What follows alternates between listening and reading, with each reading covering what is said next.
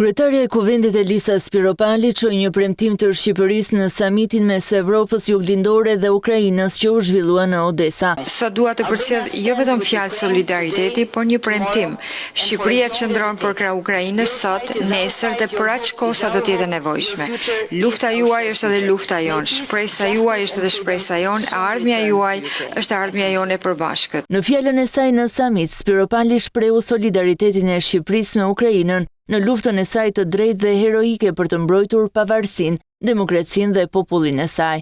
Ne e dim çfarë do të thotë të luftosh për të drejtën për të jetuar në paqe, për të zgjedhur të ardhmen tonë dhe për të qenë pjesë e një komuniteti kombesh të lira. Kryeparlamentarja theksoi nevojën e mbështetjes së palë kundër politike, ushtarake dhe humanitare për Ukrainën dhe rreziqet për vetë vendet e Evropës Juglindore.